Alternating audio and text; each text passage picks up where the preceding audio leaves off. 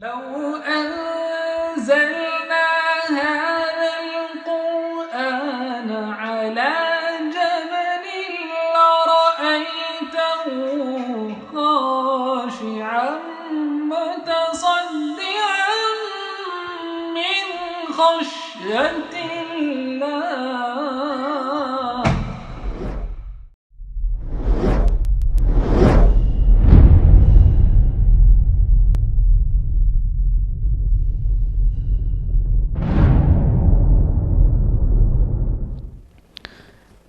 الحمدللہ رب العالمین والصلاة والسلام علی رسولہ الکریم وعلی آلہ واصحابہ اجمعین اما بعد واعوذ باللہ من الشیطان الرجیم بسم اللہ الرحمن الرحیم شہر رمضان الذی انزل فیہ القرآن ھدی للناس وبینات من الھدی والفرقان. بسم اللہ الرحمن الرحیم. رب اشرح لی صدری ویسر لی امری واحلل عقدۃ من لسانی یفقہوا قولی. میری عزیز بہنوں، آپ سبھی کا درس قرآن مجید میں تہہ دل سے خیر مقدم ہے. السلام علیکم ورحمۃ اللہ وبرکاتہ. کیسے ہیں آپ سبھی لوگ؟ اللہ تعالیٰ سے امید ہے کہ آپ سبھی فٹ ہوں گی، خوشحال ہوں گی. اللہ تعالیٰ سے دعا ہے کہ آپ سبھی اچھی رہیں، خوشحال رہیں، دنیا اور آخرت دونوں میں کامیابی ملے آپ کو، اور اللہ تعالیٰ آپ کو کووڈ-19 جیسے پیندیمک سے محفوظ رکھے. آمین. درس قرآن مجید میں جیسا کہ آپ کو بخوبی معلوم ہے کہ سورۃ الکہف چل رہی تھی، اور سورہ کہف کی آیت نمبر 82 تک ہم لوگ مکمل کر چکے ہیں اللہ کے فضل سے. تو آج تو باقاعدہ درس جو ہوگا وہ آیت نمبر 83 سے ہوگا سورۃ الکہف کا، لیکن کہ جیسا معمول ہے کہ ہم لوگ لاسٹ ویک کا ریویژن لیتے ہیں. لیکن لاسٹ ویک جو آیات چل رہی تھیں وہ موسیٰ اور خضر علیہ السلام کا جو قصہ ہے اس کے متعلق چل رہی تھی، اس لیے ہم دونوں ہفتے کیا درس انکلیوڈ کر کے ریویژن کرائیں گے، تاکہ موسیٰ اور خضر علیہ السلام کا جو قصہ ہے وہ بہت مختصر میں آپ کو پورا ہی ریوائز کرا دیا جائے. تو موسیٰ اور خضر علیہ السلام کا جو قصہ ہے وہ آیت نمبر 60 سے آیت نمبر 82 تک پھیلا ہوا ہے، اور اس کا بہت مختصر ریویژن ہے. آیت نمبر 60 سے اسٹارٹ ہوتا ہے کہ موسیٰ علیہ السلام نے اپنے ساتھی یعنی یوشع ابن نون سے کہا تھا کہ ہم لوگ مجمع البحرین کی طرف جا رہے ہیں، اور وہاں پہنچنے میں چاہے جتنا بھی چلنا پڑے ہم چلتے ہی جائیں گے. پھر کیا ہوا کہ دونوں مجمع البحرین کے پاس پہنچ گئے تھے، اور پھر موسیٰ علیہ السلام کو تھوڑی سی اونگ یا نیند آ گئی تھی، جس کی وجہ سے وہ جو سمبل بتایا گیا تھا کہ جو کھانے کی مچھلی ہے وہ زندہ ہو کر نکل جائے گی اور پانی میں چلی جائے گی، وہ سین کو نہیں دیکھ سکے تھے. اور پھر یوشع ابن نون نے دیکھا تھا اور وہ بتانا بھول گئے تھے. تو موسیٰ علیہ السلام اور یوشع ابن نون آگے نکل گئے، اور جب بھوک لگی تو کھانے کے لیے وہ توشے دان سے مچھلی کو مانگا موسیٰ علیہ السلام نے. تب یوشع ابن نون علیہ السلام نے بتایا کہ ارے وہ تو ایسا ہو گیا تھا، یعنی وہ تو زندہ ہو کے پانی میں جا بھی چکی. تب موسیٰ علیہ السلام پلٹے اس طرف جہاں پر وہ مچھلی زندہ ہو کر گئی تھی، کیونکہ وہی ایگزیکٹ پوائنٹ بتایا گیا تھا اللہ تعالیٰ کے اس مخصوص بندے سے ملنے کے لیے. اور آپ کو پتہ ہے کہ یہ عبدم من عبادنا، میرے بندوں میں سے ایک بندہ، یہ خضر علیہ السلام کو کہا گیا ہے. اللہ تعالیٰ ان کے ذریعے سے موسیٰ علیہ السلام کو کچھ تربیت دینا چاہتا تھا، اور ظاہر ہے ان کی وساطت سے ہم سب پر یہ حقیقتیں کھولنا چاہتا تھا کہ ایکچولی جیسا کچھ ریالٹی میں جیسا کچھ سامنے دکھتا ہے ریالٹی میں ویسا نہیں ہوتا. تو پھر خضر علیہ السلام سے وہاں ملاقات ہوتی ہے، اور موسیٰ علیہ السلام بہت زیادہ انسسٹ کرتے ہیں خضر علیہ السلام کو کہ موسیٰ علیہ السلام کو اپنے ساتھ لے لیں تاکہ وہ ان سے علم حاصل کر سکیں اور سیکھ سکیں. تو انہوں نے اس شرط پر ان کو ساتھ لے لیا کہ خود سے کچھ نہیں پوچھیں گے جب تک خضر علیہ السلام خود نہیں بتاتے. پھر وہ لوگ آگے بڑھے تھے اور جب آگے بڑھے سب سے پہلے کشتی میں سوار ہوئے تو خضر علیہ السلام نے وہ کشتی میں شگاف ڈال دیا اور اس کو پھاڑ دیا. تو موسیٰ علیہ السلام سے نہ رہا گیا, انہوں نے پوچھ لیا کہ ارے یہ تو آپ نے بہت نامعقول حرکت کر دی. تو خضر علیہ السلام نے کہا دیکھا آپ سے کہا تھا نا آپ صبر نہیں کر سکیں گے. تو موسیٰ علیہ السلام نے کہا کہ ٹھیک ہے میری بھول چوک پر مجھے نہیں پکڑیے, پھر سے ساتھ میں ہی رہنے کے لیے کہا. پھر آگے بڑھے پھر جب چلے تو خضر علیہ السلام نے ایک لڑکے کو قتل کر دیا. تو موسیٰ علیہ السلام پھر اور زیادہ ہی مطلب اتنے بڑے گناہ کو دیکھ کر کیسے چپ رہ سکتے تھے. تو انہوں نے پھر سے ٹوک دیا کہ آپ نے بہت ہی زیادہ والی نامعقول حرکت کر دی اب کی بار. تو خضر علیہ السلام نے کہا کہ پھر آپ نے ٹوکا. تو موسیٰ علیہ السلام نے کہا اچھا ٹھیک ہے اگر اس کے بعد بھی میں ٹوکوں تو مجھے اپنے ساتھ نہیں رکھیے گا. پھر وہ لوگ آگے بڑھے اور ایک قوم پہ پہنچے جہاں پر ان کی مہمان نوازی نہیں کی گئی, لیکن پھر بھی ایک دیوار گرنا چاہتی تھی تو خضر علیہ السلام نے اس کو سیدھا کر دیا. تو موسیٰ علیہ السلام نے پھر سے یہ کہہ دیا کہ آپ چاہتے تو اس پر اجرت لے لیتے. تو خضر علیہ السلام نے کہا دیکھا اب ہمارے اور آپ کے جدائی کا وقت آ گیا ہے. پھر خضر علیہ السلام نے وہ تینوں بات کی تعویلات سمجھائی موسیٰ علیہ السلام کو کہ جو کشتی تھی وہ اس کے سامنے ایک بادشاہ تھا جو ہر کشتی صحیح سالم کشتی کو چھین لیتا تھا. اس کی وجہ سے میں نے اس میں شگاف ڈال دیا تاکہ وہ بادشاہ اسے نہیں چھینے کیونکہ وہ دو مسکینوں کی تھی. تو اور پھر جو وہ لڑکا تھا وہ اس کے اندر کچھ ایسے عنصر تھے جو بڑا ہو کر اپنے والدین کو ستاتا اور اس کے والدین نیک لوگ تھے. تو اللہ تعالیٰ نے چاہا کہ اس لڑکے کو بچپن میں ہی فوت کر دیا جائے اور اس کے بدلے میں اللہ تعالیٰ نے پاک اور ستھرا ایک اور دوسرا نیک لڑکا عطا کرے. تو اس وجہ سے اس کو قتل کر دیا گیا. اور تیسرا کہ جب جو دیوار گرنا چاہتی تھی وہ ایکچولی دو یتیم لڑکوں کی تھی اور اس کے لڑکوں کا والد بہت نیک تھا. تو اس اور دیوار کے نیچے خزانہ چھپا ہوا تھا. تو اللہ تعالیٰ نے چاہا کہ یہ لڑکے اپنی عمر کو پہنچے طاقت والی اور وہ خزانہ اپنے سے نکالیں, اور اگر یہ دیوار گر جاتی تو خزانہ لوگوں کے نالج میں آ جاتا اور ممکن ہے کہ بچوں کو نہیں مل پاتا. تو اس لیے یہ چیزیں کی خضر علیہ السلام نے, اور پھر انہوں نے واضح کیا کہ یہ سب کچھ میں نے اپنی مرضی سے نہیں کیا ہے بلکہ تمہارے رب کے اپنے رب کے حکم سے کیا ہے.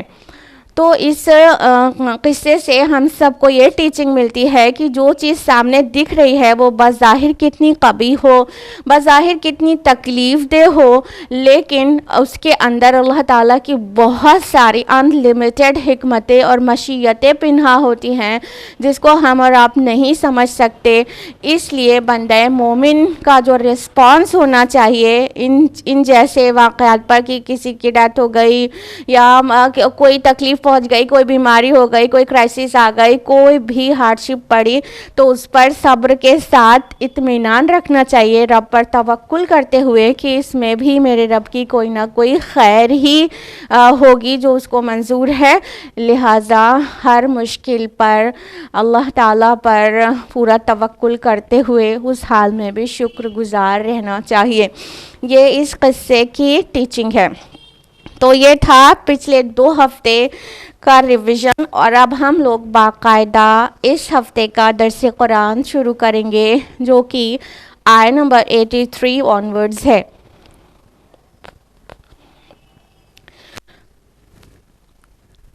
اعوذ باللہ من الشیطان الرجیم, بسم اللہ الرحمن الرحیم. وَيَسْأَلُونَكَ عَنْ ذِي الْقَرْنَيْنِ قُلْ سَأَتْلُو عَلَيْكُمْ مِنْهُ ذِكْرًا. اور یہ لوگ آپ سے ذوالقرنین کے بارے میں پوچھتے ہیں, آپ کہیے کہ ابھی میں آپ لوگوں کو اس کا حال بتاتا ہوں. اب یہاں سے ایک نئے قصے کا آغاز ہو رہا ہے. جیسا کہ آپ کو پتہ ہے کہ سورہ کہف قصص سے بھری ہوئی ہے, تو یہ آخری قصہ ہے جو کہ آپ کے سامنے آنے جا رہا ہے. اس سے پہلے 4 قصے اور ابلیس اور آدم علیہ السلام والا قصہ چھوڑ دیں تو 3 قصے ہم لوگ تفصیل سے جان چکے ہیں. سب سے پہلے کون سا ہے؟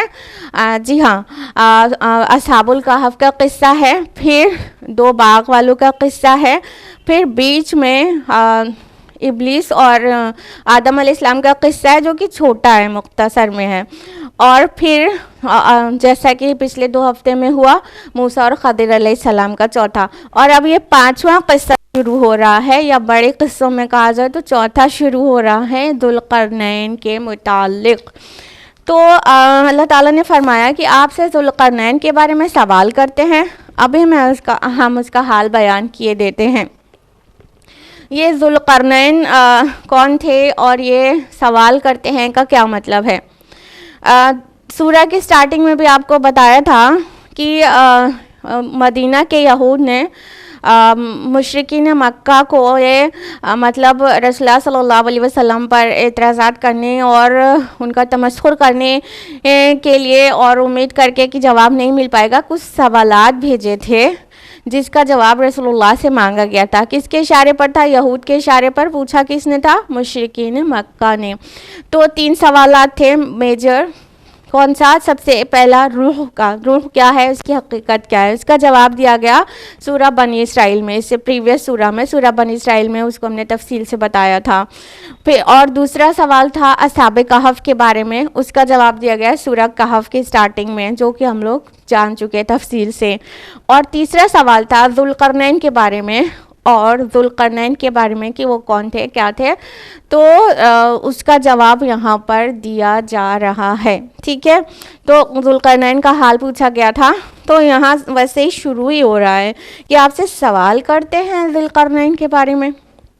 تو ہم ابھی آپ کو بتائی دیتے ہیں ان کا حال، ان کا ذکر کیے دیتے ہیں. دیکھیں یہاں پہ آیا ہے کہ ہم ان کا ذکر کیے دیتے ہیں. ذکر میں ظاہر بات ہے کہ ریمائنڈر ہی نہیں ہے صرف، بلکہ نصیحت بھی ہے. ذکر مینس نصیحت بھی ہوتا ہے، ذکر مینس ٹو ریمائنڈ بھی ہوتا ہے، اور یاد دہانی.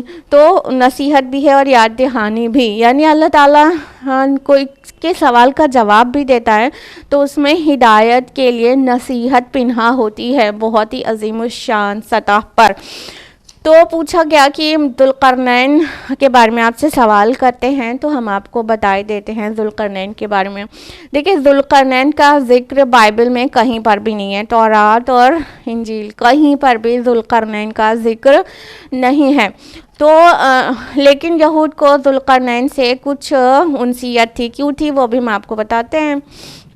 سوال یہ کہ ذوالقرنین تھے کون؟ پتہ ہے ذوالقرنین کے بارے میں بہت سارے اقوال تھے اور ہیں، لیکن ابھی جو قرآن کے نازل ہونے سے لے کے 1300 سال تک ذوالقرنین سکندر اعظم کو سمجھا جاتا تھا، الیگزینڈر دا گریٹ کو. کیونکہ جس طرح قرآن ان کی فتوحات کا ذکر کرتا ہے، اتنی بڑی فتوحات وہ سکندر اعظم کی ہی رہی ہے ہسٹری میں، اس ٹائم کی پریمیٹیو ہسٹری میں، جس ٹائم کے بات ہو رہی ہے.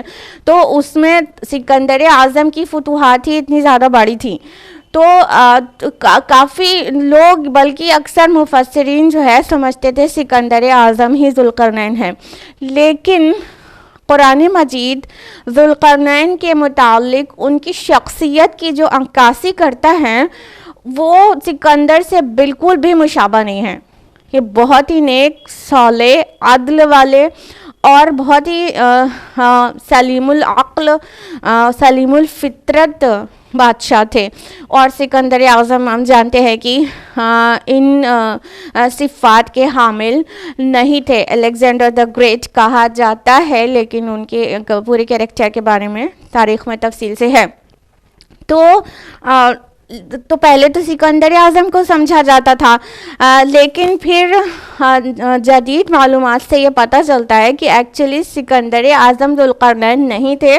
اور اس کی تفصیلات مولانا ابوالکلام آزاد کی جو تفسیر ہے وہ ترجمان القرآن، اس سے لوگوں کے نالج میں زیادہ آ سکی.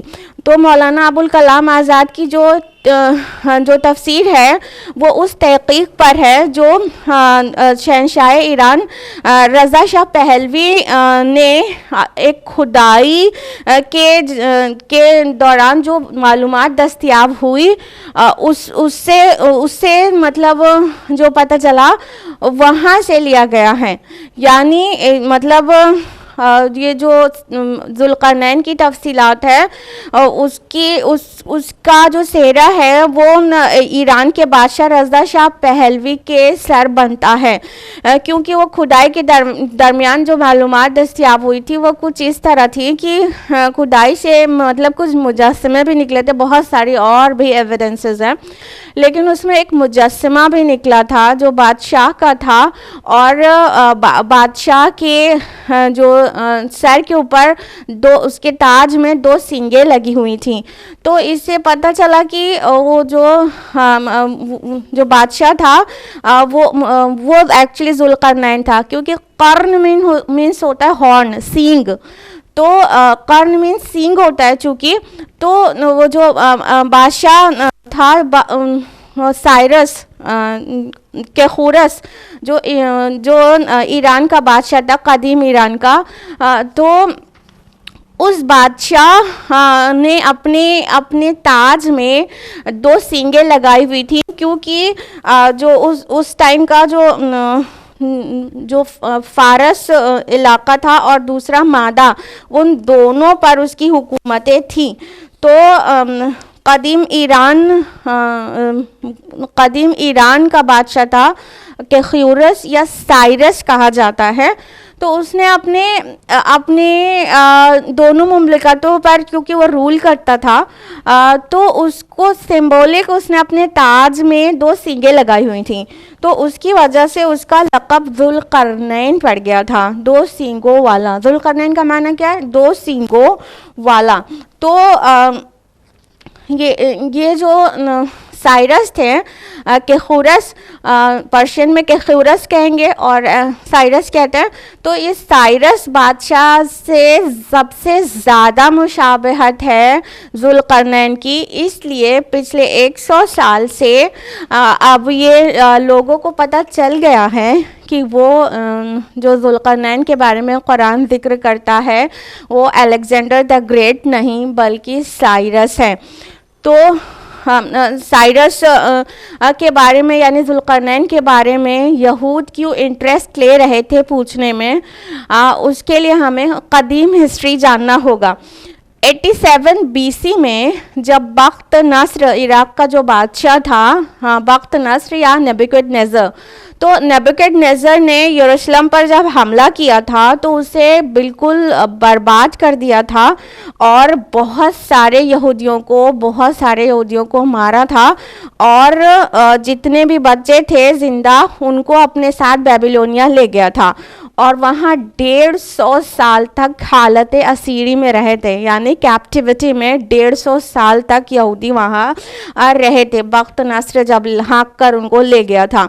تو جب ایران کے بادشاہ کیخورس یا سائرس نے یعنی ذوالقرنین نے ایران سے آگے اپنی فتوحات کی, تو سب سے پہلے عراق کو فتح کیا. تو جب اس نے عراق کو فتح کیا تو ادھر جو پورا شام کا علاقہ تھا, پرانے شام کا, جس میں فلسطین, اسرائیل اور اردن, لبنان, یہ ساری کنٹریز اب موجودہ دور کی آ گئیں.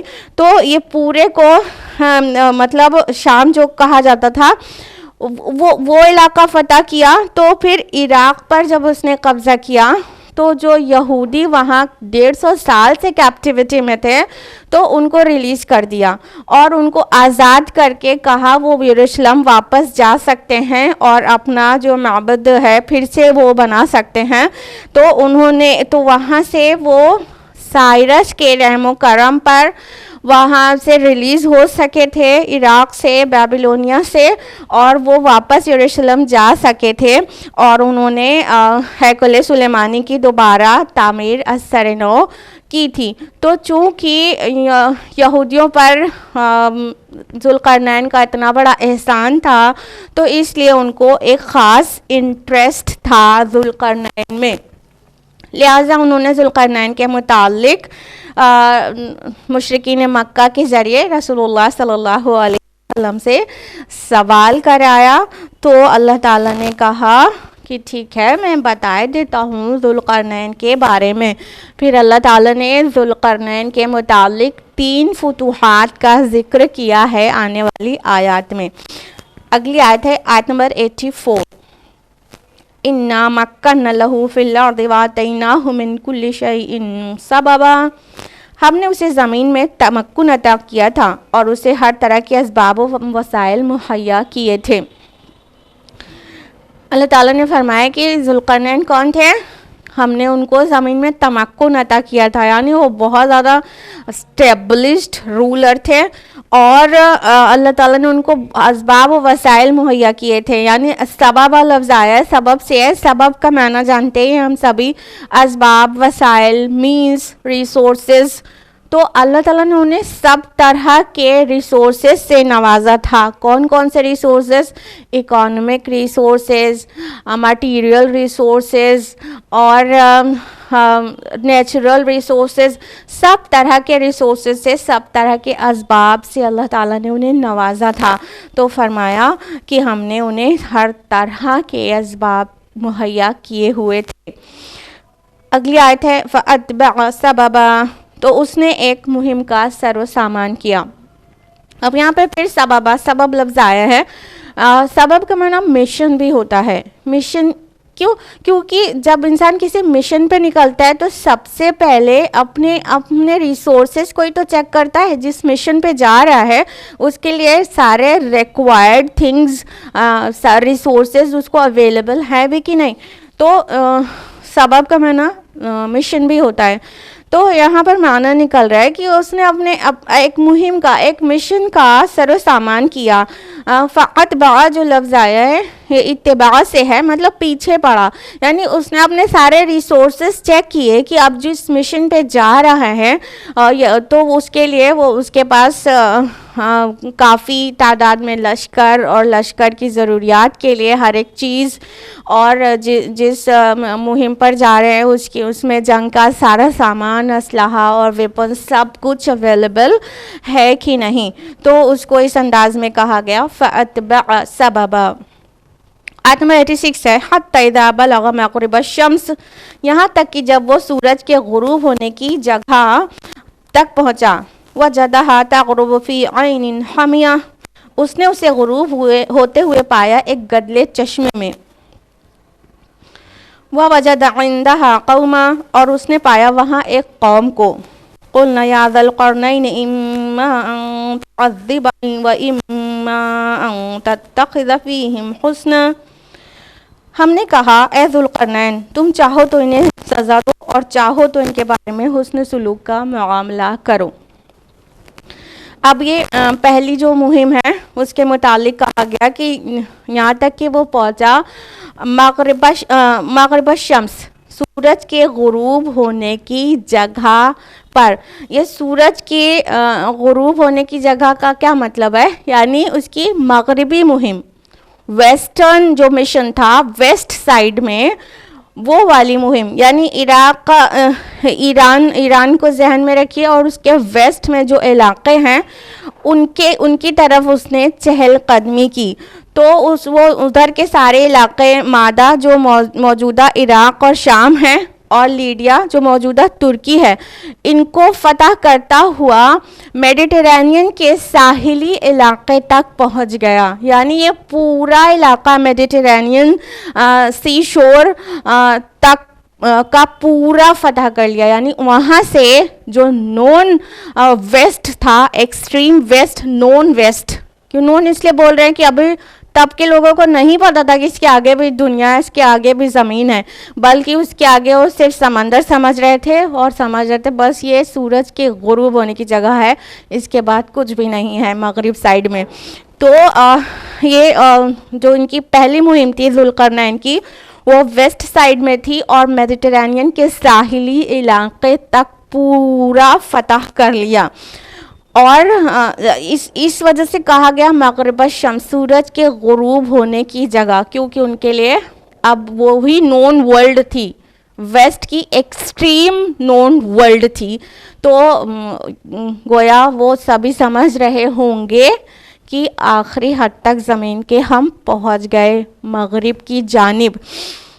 کچھ اعتراض کرنے والے جو دشمنان اسلام ہیں وہ اس پہ یہاں پہ اعتراض کر دیتے ہیں کہ قرآن مطلب کہہ رہا ہے کہ سورج کے غروب ہونے کی جگہ جب کہ ساری دنیا جانتی ہے کہ نہ سورج طلوع ہوتا ہے نہ غروب ہوتا ہے, اور سورج کی پوزیشن اسپیس میں جو دیکھیے اب ہم لوگ کے لیے نون ہے, تو اس کے وجہ سے کہہ دیتے ہیں یہاں پہ سائنٹیفک مسٹیک ہے قرآن میں.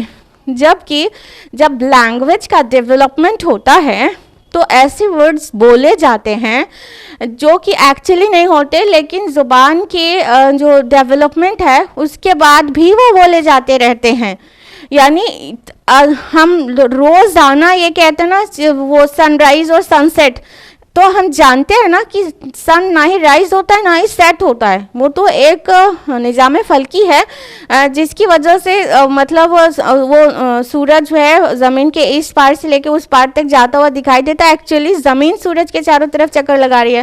تو ہم سن رائز اور سن سیٹ آج کی تاریخ تک بھی بولتے چلے جاتے ہیں نا, یہ لینگویجز کا ڈیولپمنٹ ہے. جیسے ہم لوگ بولتے ہیں, ایون کوئی ڈاکٹر بھی ہو تو بھی بولتا ہے مطلب کسی کو چاہنے پر, اپنی بیوی کو چاہنے پر کہ مطلب میں اپنے باٹم آف دا ہارٹ سے تم کو چاہتا ہوں, تو کیا مطلب ہوتا ہے؟ سب لوگ جانتے ہیں کہ ہارٹ ایک پمپنگ مشین ہے اور جو شعور ہے وہ برین میں ہے, لیکن پھر بھی بولتے ہیں دل کی گہرائی سے میں چاہتا ہوں. تو سائنس کے اتنے ایڈوانس ہونے کے بعد بھی جو لینگویجز کا ڈیولپمنٹ ہے اس میں یہ بات کی گنجائش پوری بنتی ہے کہ زبان میں جو چیز بولی جاتی ہے وہ بولی جاتی رہے. لہٰذا یہ انتہائی درجے کی حماقت ہے کہ کہہ دیں کہ قرآن میں سائنٹیفک مسٹیک ہے. تو بہرحال یہاں پر آگے جو کہا گیا کہ اور اس نے اسے غروب ہوتے ہوئے پایا ایک گدلے چشمے میں, یعنی جو سورج غروب ہو رہا تھا وہ ایجین سی کے پاس, مطلب وہ جو میڈیٹرینین سی کا ایک دم ایکسٹریم اینڈ جو ہے وہ ایجین سی کے پاس ہے, اور وہاں پر جو سی ہے وہ ایکچولی مطلب بہت سارے ڈویژنس ہو جاتے ہیں ایجین سی کے, تو اس لیے عین لفظ آیا, عین چشمہ لفظ آیا, کیونکہ بہت چھوٹے سے ڈویژنس ہو جاتے ہیں اس میں. تو وہ ایجین سی اس کا جو پانی ہے نا وہ بہت ہی گدلا ہے, یعنی مڈی ہے, ڈرٹی ہے. تو کہا گیا قرآن میں کہ وہ ایسی جگہ پر سورج کو غروب ہوتے ہوئے پایا جس کا پانی بہت مڈی اور بہت ڈرٹی ان کلین تھا. تو اس بات پہ اعتراض ہو جاتے لوگوں کو کہ مڈی واٹر میں ڈوب رہا ہے سورج. تو وہ اس کا انداز ہم نے آپ کو بتا دیا کہ development of languages and nothing else. تو فرمایا اللہ تعالیٰ نے کہ وہاں پر سورج کو اس جگہ پہ غروب ہوتا ہوا پایا, یعنی اس مطلب اینڈ تک پہنچ گئے تھی ذوالقرنین کی آرمی. تو وہاں ایک قوم کو پایا, یعنی اس قوم پر فاتحانہ مطلب انہوں نے اپنا وہ تاریخ درج کر دی. اور پھر اس کے بعد اللہ تعالیٰ نے فرمایا کہ ہم نے ذوالقرنین سے کہا, قلنا یا ذوالقرنین, قلنا ہم نے کہا. اب یہ قلنا سے کچھ لوگوں کو یہ اندازہ ہو گیا ہے کہ ذوالقرنین ایک نبی تھے, کیونکہ اللہ تعالیٰ نبی سے ہی کلام کرتا ہے, غیر نبی سے نہیں کرتا ہے. تو یہ ذوالقرنین ایک نبی تھے. تو ایک اوپینین تو یہ ہو گئی, حالانکہ یہ اوپینین بہت ہی ویک اوپینین ہے. قلنا سے نبی سے جو ڈائریکٹ کلام ہے,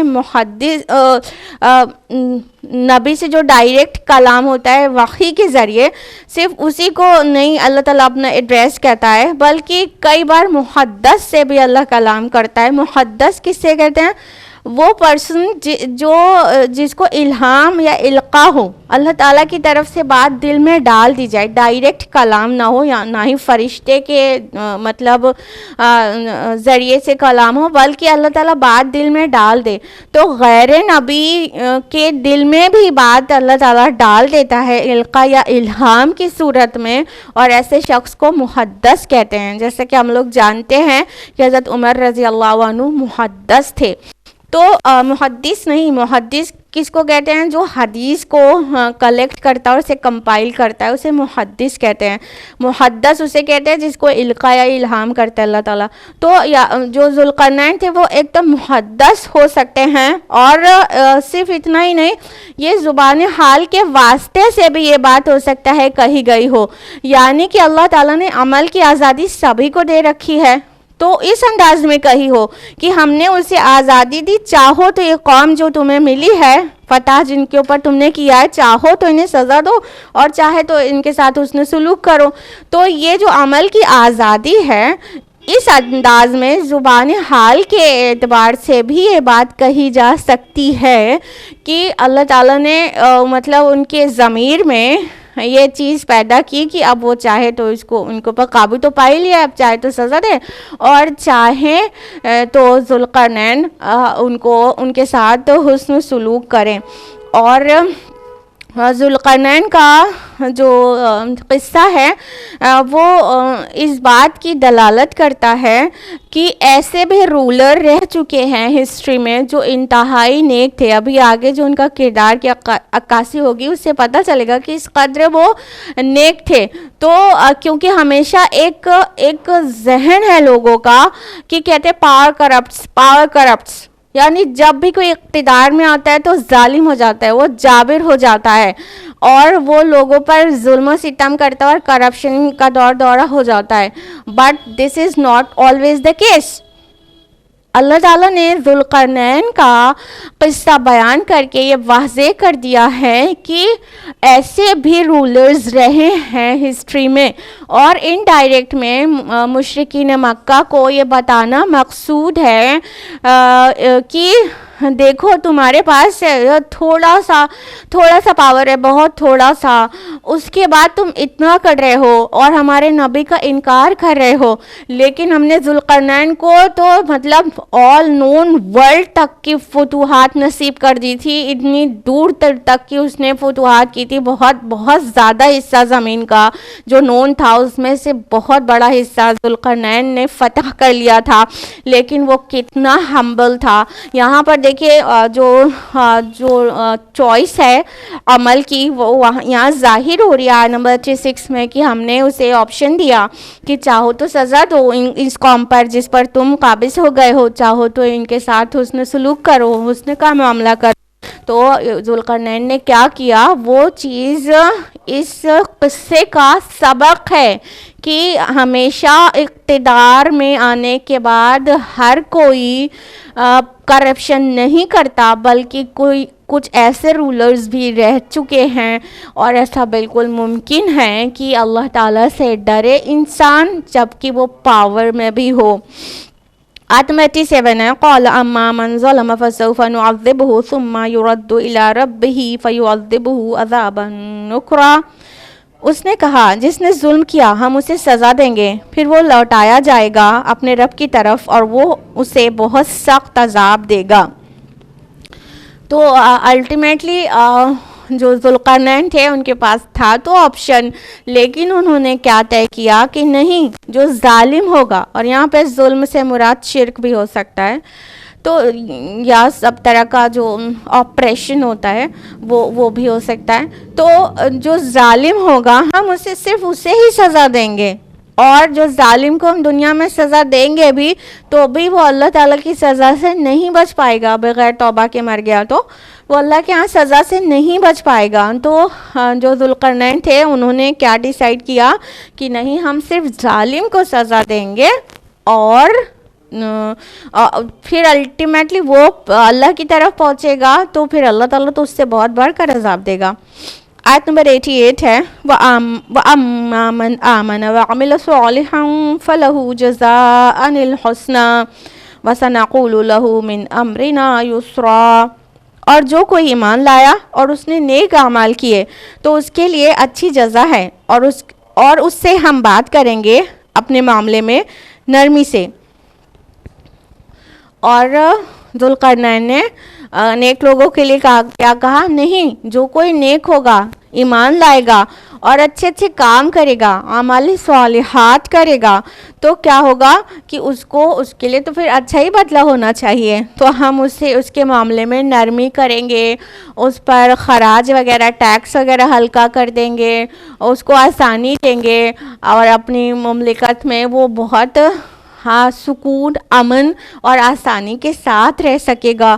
تو ان کا یہ ڈیسیژن تھا. سوچے کتنا نیک اور کتنا جسٹ، کتنا منصفانہ فیصلہ تھا کہ جو جہاں پر مطلب جہاں پر بھی فتح کر رہے ہیں، وہاں کا جو نیشن ہے، وہاں کے جو پیپل ہیں، ان کے ساتھ اتنا منصفانہ طریقہ اختیار کیا کہ جو ظالم ہوگا اس کو ہی سزا دیں گے، اور جو نیک اور اعمال صالحات کرنے والا ہوگا، ایمان والا ہوگا، اس کو بالکل بھی سزا نہیں دیں گے. عام طور پر رولرز کیا کرتے ہیں، جب کسی بھی نیشن کو فتح کرتے ہیں تو وہاں کے لوگوں پر ظلم و ستم توڑ دیتے ہیں، اور ان پر بہت زیادہ مطلب پرسیکیوٹ کیا جاتا تھا، اور انہیں بہت آپریس کیا جاتا تھا. یہ ہمیشہ ہی ہوتا رہا تھا، انفیکٹ ابھی بھی ہوتا ہے. تو ذوالقرنین ایسے نہیں تھے.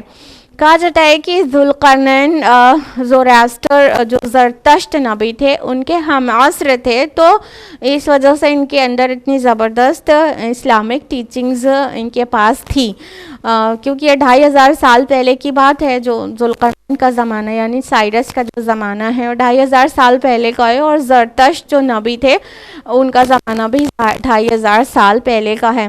زوراستر نبی کے بارے میں اگر آپ نے سنا، ان کے فالوورز کے بارے میں جانتے کیا کہتے ہیں؟ پارسی. زوراستر نبی جن کا قرآن میں تو نام نہیں ہے، لیکن یہ مطلب ایویڈنسز سے پتہ چلتا ہے کہ یہ نبی تھے. تو جو زوراستر یا زرتشت نبی تھے، ان سے جو ریلیجن ابھی ایگزسٹ کرتا ہے وہ زوراسترنزم یا پارسیزم کہلاتا ہے، اور جو ان کے فالوورز ہیں وہ پارسی کہلاتے ہیں. تو ابھی پارسی اس کا کلیم ہے کہ وہ زوراستر پروفیٹ کے فالوورز ہیں. تو ممکن ہے کہ اب یہ ذوالقرنین بھی زوراستر پروفیٹ کے فالوور ہوں، جو ان کے اندر اتنی ایمانی مطلب قوت اور اتنا منصفانہ ان کا مزاج تھا. ثم اتبع سببا، پھر اس نے ایک اور مہم کا سر و سامان کیا. حتی اذا بلغ مطلع الشمس، یہاں تک کہ وہ سورج کے طلوع ہونے کی جگہ پر پہنچ گیا. وجدها تطلع على قوم لم نجعل لهم من دونها سترا، اس نے اس کو طلوع ہوتے ہوئے پایا ایک ایسی قوم پر جس کے لیے ہم نے اس کے مقابلے میں کوئی اوٹ نہیں رکھی تھی. نمبر 89 اور 90 میں کیا اللہ تعالیٰ نے فرمایا کہ پھر اس نے ایک اور مہم کا سامان کیا، یعنی کہ ابھی ہم لوگ نے جو سنا وہ ان کا ویسٹرن مشن تھا، اور اب ایسٹرن مشن کے بارے میں تفصیلات آ رہی ہیں کہ ایک اور مشن کے پیچھے لگے وہ، اور الٹیمیٹلی ایسی جگہ پر پہنچ گئے جو مطلع الشمس کہا گیا، سورج کے طلوع ہونے کی جگہ تھی. کہنے کا مطلب ایسٹرن مشن تھا، ایسٹ سائڈ میں اپنے مقام سے ایسٹ سائڈ میں انہوں نے چہل قدمی کی. اور پھر کیا ہوا، ایسٹرن ایریا میں وہ مکران، قندھار اور بلخ، یہ تمام ایریا کو فتح کرتے چلے گئے. اور یہاں پر کچھ وحشی قبائل آباد تھے جو فارس میں مطلب داخل ہو کر بدامنی پھیلایا کرتے تھے. تو انہوں نے ذوالقرنین نے یہ تمام علاقے فتح کر لیے، مکران کے، قندھار کے اور بلخ، یہ سارے ایریا فتح کر لیا. اور وہاں پر جو قوم تھی اس کے متعلق اللہ تعالیٰ نے فرمایا کہ ایسی قوم تھی جس کے اور سورج کے مقابلے میں کوئی اوٹ نہیں تھی، ان کے اور سورج کے درمیان میں کوئی اوٹ نہیں تھی. اس سے کیا پتہ چلتا ہے، یہ کوئی بہت پریمیٹیو سویلائزیشن تھی ان کی، اور یہ جو پیپل تھے وہ بہت زیادہ مطلب انسیولائزڈ تھے. اور جو وہاں کا علاقہ تھا وہ جیڈروسیا کہلاتا ہے. اور جیڈروسیا کے متعلق ہسٹری میں ملتا ہے کہ وہ صرف دیواریں بناتے تھے, چھت نہیں بناتے تھے. مطلب وہ اتنے سویلائزڈ نہیں تھے, ان کا جو آرکیٹیکچر تھا وہ اتنا ڈیولپ نہیں ہوا تھا کہ چھتوں کو بھی بنا پاتے. تو صرف دیواریں کھڑی کر کے گھر بناتے تھے, تو چھتیں نہیں ہوتی تھی. تو کہا گیا کہ مطلب سورج اور ان کے درمیان کوئی اوٹ نہیں تھی. اور یہ بھی کہا جاتا ہے کہ وہ گھر ہی بنانا نہیں جانتے تھے, گھر باقاعدہ تو چھوڑو خیمے بنانا بھی نہیں جانتے تھے. مطلب بہت زیادہ پریمیٹیو سویلائزڈ پیپل تھے کہ ان کے ہاں مطلب ڈیولپمنٹ نہیں کے برابر تھا. وہ وحشی قبائل جیسے ہوتے ہیں نا, تو وہ انتہائی وحشی قبائل کے لوگ تھے اور وہ گھر نہیں بنانا جانتے تھے. تو ممکن ہے کہ وہ مطلب اس لیے کہا گیا ہو کہ وہ گھر ہی نہیں بنانا جانتے تھے. اور ایک اوپینین یہ بھی ہے کہ وہ لوگ کپڑے نہیں پہنا کرتے تھے. تو اس وجہ سے جیسے آپ لوگوں کو پتہ ہی ہوگا کہ ایون ابھی بھی کچھ افریقہ کے کچھ قبائل ایسے جگہوں پر ہیں جہاں پر کپڑے پہننے کا چلن نہیں ہے. ٹھیک ہے, تو یہ بھی اس کا مطلب ہو سکتا ہے کہ وہ کپڑے نہیں پہنتے ہو. بہرحال ان میں سے کوئی بھی چیز ہو, لیکن اس سے یہ بات تو بالکل ہی ظاہر ہوتی ہے کہ وہ انتہائی وحشی اور انتہائی انسیولائزڈ نیشن تھے جو کہ ایسٹ سائڈ میں ذوالقرنین نے فتح کیا تھا. کذالک, پھر ایسا ہی ہوا. اب دیکھیے آیت نمبر 91 میں صرف یہ کہہ دیا گیا کذالک, پھر ایسا ہی ہوا.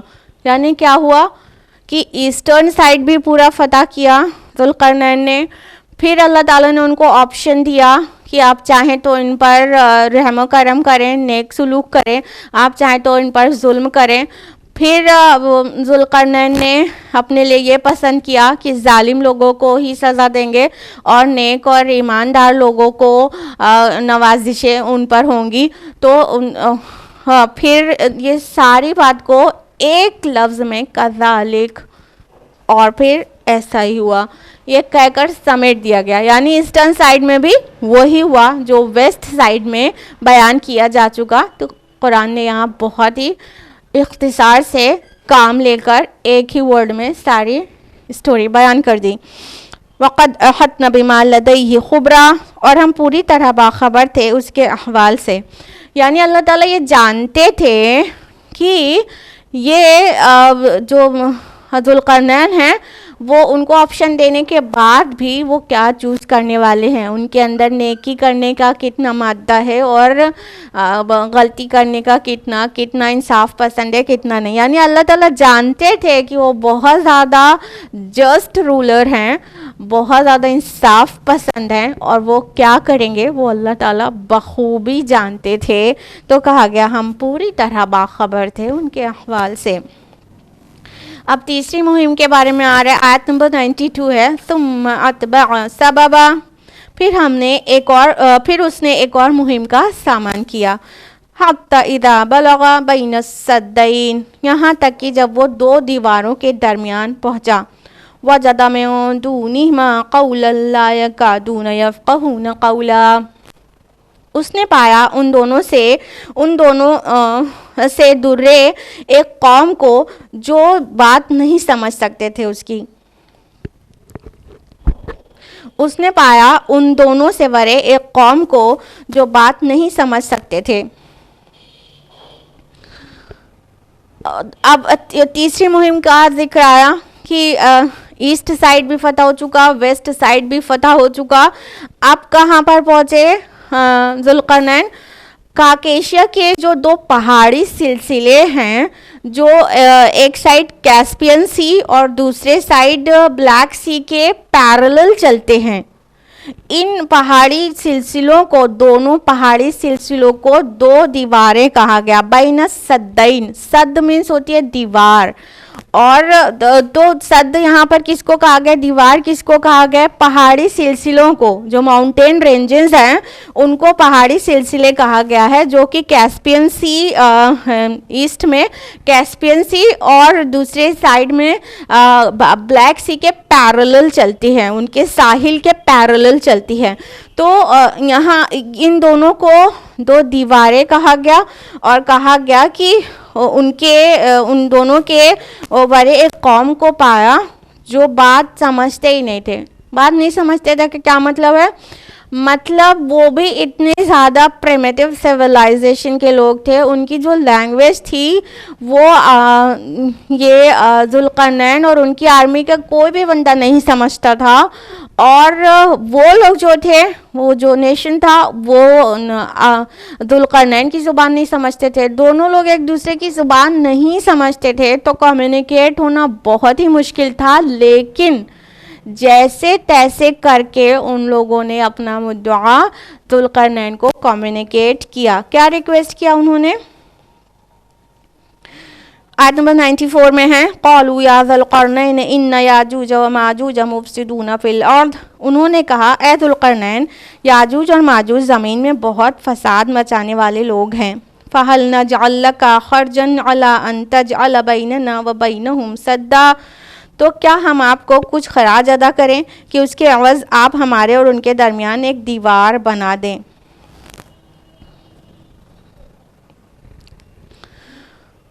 ان لوگوں نے ذوالقرنین سے ایک دیوار بنانے کے لیے کہا. کیوں کہا؟ کیونکہ یاجوج اور ماجوج ان پر اکثر حملہ ہوا کرتے تھے, جس کی وجہ سے وہاں پر کافی بدامنی تھی اور بہت لوٹ مار اور قتل و غارت گری ہوتی تھی. اب یہ یاجوج اور ماجوج کون تھے, اس کے بارے میں جاننے کے لیے ہم لوگوں کو تھوڑا ہسٹری اور بہت دور کی ہسٹری میں جانا ہوگا. اگر آپ لوگوں کو پتہ ہو تو نوح علیہ السلام کے 3 بیٹے تھے, سام, حام اور یافث. سام جو تھے ان سے پوری سامی نسل چلی ہے, اور جتنے سیمیٹک ریلیجن ہیں وہ سب سام کے ڈسینڈنٹس ہیں, ان کی آف اسپرنگ سے ہیں. سامی نسل کون سے؟ سارے پروفیٹک ریلیجنس, یعنی قوم عاد, سمود اور ابراہیم علیہ السلام کے سارے اولاد وہ سب سامی نسل سے ہیں. تو جیوز, کرسچنز اور مسلمز یہ سب سامی نسل سے ہیں, اور نوح علیہ السلام کے بیٹے سام سے وجود میں آئے ہیں. ان کی آف اسپرنگز ہیں ہم سبھی, یعنی پروفیٹک ریلیجن کو فالو کرنے والے تمام کے تمام لوگ. ان کے جو بیٹے یافث تھے, یافث جو ہیں وہ مڈل ایشیا کو کراس کرتے ہوئے نارتھ کی طرف بڑھے, اور وہاں پر بڑھتے ہوئے مڈل ایشیا اور یورپ اور تمام ممالک کو فتح کرتے, مطلب وہاں پر پھیلتے چلے گئے. تو جو چائنا اور انڈو چائنا کی یلو ریسز ہیں, اور ویسٹرن یورپ کی جو اینگلو سیکشن نیشن ہیں, یہ سبھی لوگ, اور ایسٹرن یورپ کی جو صحرا میں پائے جانے والے گوبی لوگ ہیں, وہ تمام کے تمام یافث کی نسل سے بلونگ کرتے ہیں. تو انہی کی نسل سے ایک قوم ہے جس کو یاجوج اور ماجوج کہا جاتا ہے. تو یہ یاجوج اور ماجوج کون ہے؟ وہ یافث کی, نوح علیہ السلام کے بیٹے یافث کی اولاد ہیں. تو وہ لوگ ان کا کام کیا تھا کہ یہ جو دونوں ماؤنٹین رینجز تھی ان کے درمیان جو ویلیز تھیں, جو پہاڑ کے جو درے تھے, اس کے بیچ میں سے یہ آ کر سویلائزڈ نیشنز میں اپنا بہت قتل و غارت گری کا ننگا ناچ ناچتے تھے, اور ان کا کام ہی تھا بس مار کاٹ اور لوٹنا اور قتل و غارت کرنا.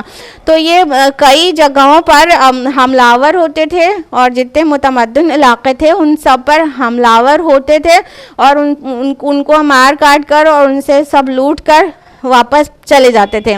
تو اس طرح کے وحشی حملے کیا کرتے تھے یہ جو یاجوج اور ماجوج ہیں. بائبل میں یاجوج اور ماجوج کا ذکر ہے اور جینیسس کے علاوہ 2 اور مقامات پر ہے. 3 different places per گوگ and Magog نام سے ذکر ہے اور وہاں پر یافس کی اولاد ان کو کہا گیا ہے. تو یاجوج اور ماجوج کی تفصیلات احادیث میں بھی بہت صراحت کے ساتھ آتی ہے اور قرب قیامت کی نشانیوں میں سے ایک نشانی ہے یاجوج اور ماجوج کی الغار. احادیث میں آتا ہے کہ قرب قیامت میں ایک بہت بڑی جنگ ہوگی جسے الملحمۃ العظمیٰ کہا گیا اور بائبل میں آرمیگیڈون نام سے مینشنڈ ہے. تو یہ جو قیامت کے بہت قریب یہ جنگ ہوگی جس کا جو مرکزی میدان ہے وہ مڈل ایسٹ بنے گا اور ایک طرف سارے کرسچنز اور پورے یوروپین کنٹریز ہوں گے اور دوسری طرف مسلمز ہوں گے. پھر یہ دونوں کے درمیان لڑائی ہوگی, بہت زیادہ خونریز لڑائی, اور اسی درمیان میں اللہ تعالیٰ امام مہدی کو پیدا فرمائے گا جو کہ عرب میں پیدا ہوں گے اور امام مہدی کے علاوہ اللہ تعالیٰ عیسیٰ علیہ السلام کو نازل کرے گا. تو ان کی قیادت میں یہ جنگ ہوگی اور پھر جب آرمیگیڈون یا الملحمۃ العظمیٰ اپنے انجام تک پہنچ جائے گی یعنی جنگ ہو کے ختم ہو جائے گی تو پھر یاجوج اور ماجوج کی یلغار ہوگی. پاسبلی یہ لوگ چائنا اور انڈو چائنا علاقے سے آئیں گے. سورہ انبیاء میں بھی یاجوج اور ماجوج کا ذکر ہے اور یہ ہے کہ وہ اونچائیوں سے پھسلتے ہوئے بہت زیادہ تعداد میں چلے آئیں گے. تو قرب قیامت میں تو یہ اتنے زیادہ تعداد میں ہوں گے, پاسبلی ادھر چائنا انڈو چائنا سے قومیں مطلب نکلیں گی اور بہت زیادہ تعداد میں ہوں گی. ان کی تعداد کا اندازہ کچھ اس طرح سے لگایا جا سکتا ہے کہ حدیث میں آتا ہے, صحیح مسلم کی حدیث ہے کہ وہ جب بحیرہ طبرستان سے گزرے گی ان کا ایک گروپ تو پورے سمندر کا پانی پی جائیں گے, پورا بحیر کا پانی پی جائیں گے اور خشک ہو جائے گا وہ. اور جب ان کا دوسرا گروپ وہاں سے گزرے گا تو وہ کہے گا کہ یہاں پہ کبھی پانی ہوا کرتا تھا. مطلب تعداد کا خالی اندازہ لگائیے کہ کس قدر تعداد میں ان کا صرف ایک ٹکڑی ایک گروپ وہ پورے سمندر کا پانی پی کے وہ ختم کر دیں گے. تو اتنی زیادہ تعداد میں ہوں گے. بخاری, مسلم, ترمذی, ابن ماجہ کئی روایات میں آتا ہے کہ رسول اللہ صلی اللہ علیہ وسلم نے فرمایا کہ یاجوج اور ماجوج نے وہ اتنا سوراخ کر دیا ہے دیوار میں اور اس طرح سے انگلی کا حلقہ بنا کر فرمایا.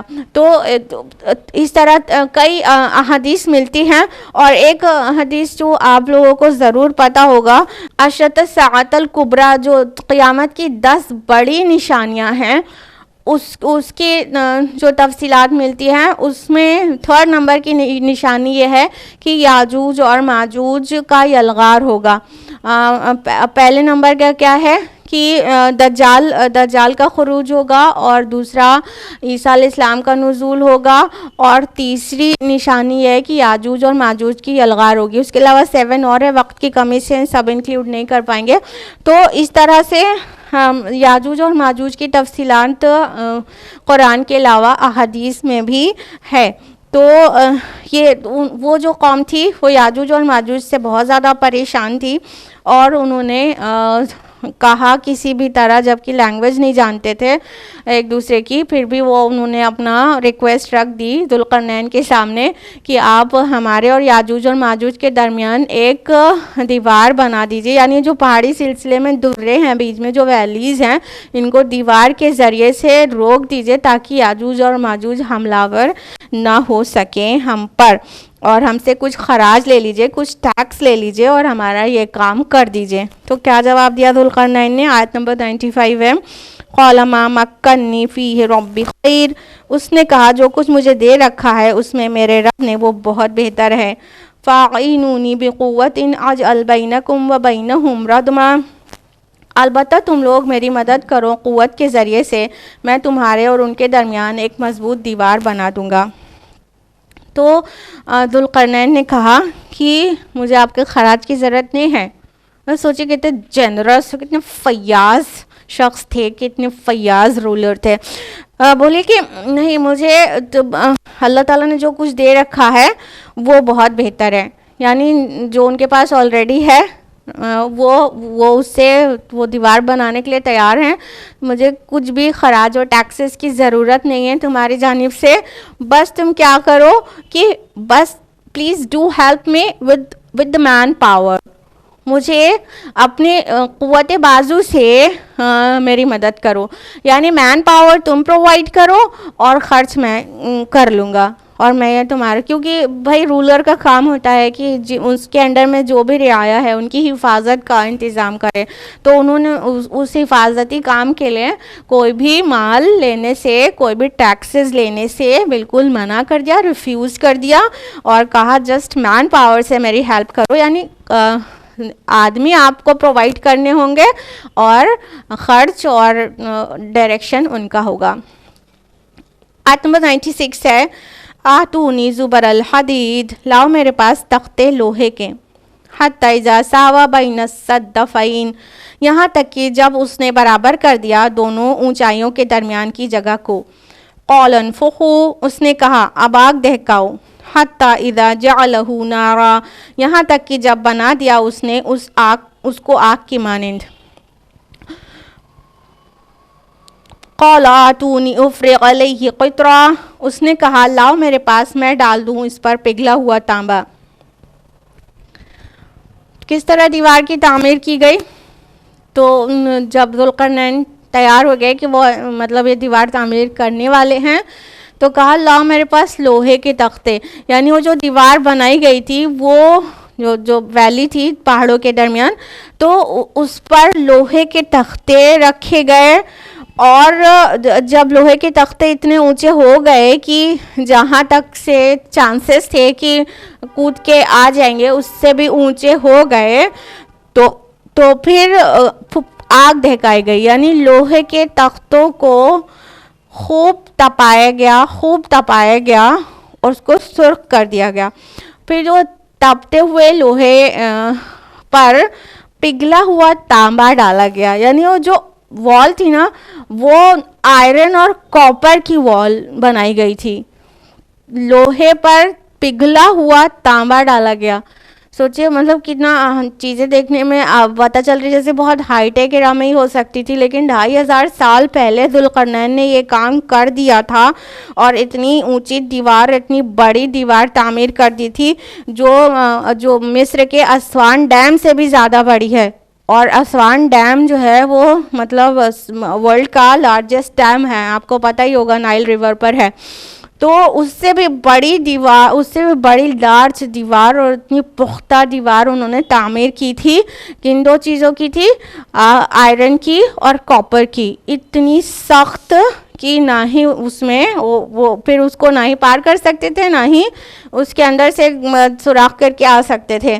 تو اس طرح سے ذوالقرنین نے اس دیوار کی تعمیر کی.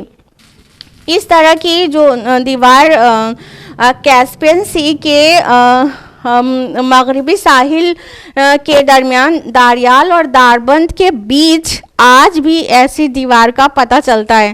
بہت سارے لوگ کہتے ہیں کہ یہ گریٹ وال آف چائنا ہے لیکن یہ بالکل مذاق جیسی بات ہے. گریٹ وال آف چائنا یہ بالکل گریٹ وال آف چائنا نہیں ہے، بلکہ جو کیسپین سی کے مغربی ساحل پر داربند اور داریال جو مقام ہے اس کے بیچ میں ایسی دیوار کا پتہ آج بھی ملتا ہے. تو وہ جو دیوار تھی وہ 50 مائلز لمبی تھی اور 29 فیٹس بلند تھی اور 10 فٹ وہ چوڑی تھی. اتنی ہیوج وال تھی وہ. آیت نمبر 97 ہے، فَمَا اسْتَطَاعُوا أَن يَظْهَرُوهُ وَمَا اسْتَطَاعُوا لَهُ نَقْبًا، اب نہ تو وہ اس کے اوپر چڑھ سکیں گے اور نہ ہی اس میں نقب لگا سکیں گے. وہ کون؟ یاجوج اور ماجوج. تو ذوالقرنین نے کہا کہ اب یہ اتنی اونچی ہو گئی ہے اور اتنی مضبوط ہو گئی ہے کہ نہ اونچائی کی وجہ سے اس کے اوپر سے چھلانگ مار کے آ سکیں گے، اور اتنی مضبوط ہے کہ اس میں نقاب نہیں لگا سکیں گے، اس میں چھید نہیں کر سکیں گے۔ اب یہاں پہ دیکھیے ایک ہی فعل دو بار آ رہا ہے، استطاع، فمستطاعوا، اور پھر دوبارہ آیا فمستطاعوا۔ استطاع اور استطاع دونوں برابر کے فعل ہیں، یعنی استطاعت۔ تو یہاں پر ایک فعل دو بار آ رہا ہے، ایک ہی جملے میں آ رہا ہے، ایک ہی آیت میں آ رہا ہے، تو دونوں کا انداز الگ ہے۔ استطاع اور استطاع دونوں کی میننگ سیم ہے، اس کو ایسے ہی استطاعت کو ایز شارٹ میں استطاع بولا جا سکتا ہے، جیسے ڈو ناٹ کو ڈونٹ اور ول ناٹ کو وونٹ ایسے بولتے ہیں نا شارٹ فارم کر کے، تو اسی طرح استطاع دونوں ہی بولا جا سکتا ہے۔ اب ایک ہی جگہ پر دو بار ایک ہی فعل آنا ہے، تو اللہ تعالیٰ نے جو قرآن کی شان ہے اتنی بلند رکھی ہے کہ ایسے پڑھنے میں مونوٹنس نہ فیل ہو، بورنگ نہ فیل ہو، ریپیٹیشن نہ فیل ہو، کیونکہ یہ جو ریپیٹیشن جو ہے کہیں نہ کہیں بورڈم کاز کرتا ہے، مونوٹنی کاز کرتا ہے۔ تو ریپیٹیشن نہیں، ایک ہی فعل آیا لیکن دو الگ الگ فارمز میں آیا، اور اوپر چڑھنا جو ہے وہ کمپیریٹیولی کم مشکل تھا، اور اس پہ نقاب لگانا اور زیادہ مشکل تھا۔ تو پہلے والا جو ورڈ ہے استطاع آیا ہے جو کم مشکل کام ہے، ایک لیٹر کم ہے اس میں، اور جو دوسرے والا استطاع آیا ہے جو زیادہ مشکل کام ہے، ایک لیٹر زیادہ ہے اس میں، اور کہیں پر مونوٹنس بھی نہیں فیل ہو رہا ہے پڑھنے میں۔ اس کی خوبصورتی پڑھنے والے قاری کو بالکل محسوس ہوتی ہے، اور وہ انجوائے کرتا ہے، مطلب بیوٹی آف دا قرآن کو۔ تو یہ ہے اللہ ہمارے رب کی شان۔ تو فرمایا کہ اب وہ اتنی مضبوط ہے کہ نہ اس میں سوراخ کر سکیں گے، اور اتنی ہائی ہے کہ اس کے اوپر چھلانگ مار کے بھی یاجوج اور ماجوج اب تم پر حملہ ور نہیں ہو سکیں گے۔ آیت نمبر 98 ہے، قال ھذا رحمۃ من ربی، اس نے کہا کہ یہ رحمت ہے میرے رب کی۔ فَإِذَا جَاءَ وَعْدُ رَبِّ جَعَلَهُ دَكَّاءَ، اور جب آ جائے گا وعدہ میرے رب کا تو وہ کر دے گا اس کو ریزہ ریزہ۔ وَقَانَ وَعْدُ رَبِّ حَقًّا، اور میرے رب کا وعدہ سچا ہے۔ اب جب ایسی گریٹ وال انہوں نے تعمیر کر لی، پھر کہہ رہے ہیں گریٹ وال آف چائنا نہیں، یہ گریٹ وال آف ذوالقرنین، جب انہوں نے ایسی گریٹ اتنی بڑی اور اتنی مضبوط دیوار تعمیر کر لی، تو اس پر کریڈٹ بھی خود کو نہیں دیا، اپنا کالر نہیں کھڑا کیا کہ میں نے کیا، نہیں، انہوں نے کہا ھذا رحمت من ربی، یہ میرے رب کی رحمت سے تھا، یہ جو ہے یہ میرے رب کی رحمت ہے میرے اوپر، کہ اس نے اس لائق بنایا کہ ہم لوگ یہ دیوار تعمیر کر سکے، اس کو اللہ کی طرف منسوب کیا۔ دیکھیے سلیمان علیہ السلام کو بھی جب پتہ چلا کہ وہ مطلب دوسروں کی بولی سمجھ سکتے ہیں، تو ھذا من فضل ربی، یہ کہا تھا کہ میرے رب کے فضل سے ہے، اور ذوالقرنین نے کیا کہا، یہ میرے رب کی رحمت ہے۔ یعنی بندہ مومن اتنا ہمبل، اتنا ڈاؤن ٹو ارتھ ہوتا ہے، اس کے اندر اتنی ہیوملٹی ہوتی ہے، عاجزی اور انکساری، کہ وہ کریڈٹ کسی بھی بڑے سے بڑے کام اور چھوٹے سے چھوٹے کام کا کریڈٹ خود کو نہیں دیتا، بلکہ اس کو اللہ کی طرف منسوب کرتا ہے، کیونکہ وہ جانتا ہے کہ اللہ کی دی ہوئی اسکل ہے، اور اللہ کی مدد آئی تب ہو سکا، اور اللہ کے اذن اس کے سینکشن سے ہی پاسبل ہوا۔ اگر اللہ تعالیٰ ان میں سے کوئی بھی چیز ہم سے لے لے تو we couldn't do anything۔ تو یہ بندہ مومن کو پتہ ہوتا ہے کہ وہ کر ہی نہیں پائے گا جب تک اللہ نہ چاہے، تو اللہ کی طرف منسوب کیا، اور یہ بھی کہہ دیا کہ ابھی تو بنا دیا ہے، یہ نہیں کہا کہ اب یہ ہمیشہ بنی رہے گی، کہہ دیا کہ بہت زیادہ مضبوط تھی، باوجود اس کے کہہ دیا کہ جب میرے رب کا وعدہ آ جائے گا تو اس کو ریزہ ریزہ کر دے گا، اور میرے رب کا وعدہ سچا ہے۔ تو اس سے پتہ چل رہا ہے کہ قرب قیامت میں وہ مطلب وہ نہیں بچ پانے والی ہے وہ وال. تو مطلب کوئی بھی چیز اتنی اسٹیبل انسان نہ مان لے کہ سوچے ہمیشہ رہے گی، بلکہ اس مطلب جو بندہ مومن کا جو طریقہ ہونا چاہیے وہ ایسا ہی ہونا چاہیے کہ کر تو دیا ہے، جب تک اللہ چاہے گا تب تک یہ مینٹین رہ پائے گی. ہم لوگ نے آیت نمبر 98 تک مکمل کر لیا ہے، لیکن اب وقت اجازت نہیں دیتا. اب ہم لوگ یہیں پر رکیں گے اور نیکسٹ ویک کنٹینیو کریں گے. آج کے لیے اتنا ہی. اللہ تعالیٰ ہم سب کو قرآن مجید پڑھنے، سمجھنے، عمل کرنے، غور و فکر کرنے، غوطہ زنی کرنے، عمل کرنے اور دوسروں تک پہنچانے کی توفیق عطا فرمائے. آمین. وآخر دعوانا الحمدللہ رب العالمین. والسلام علیکم ورحمۃ اللہ وبرکاتہ.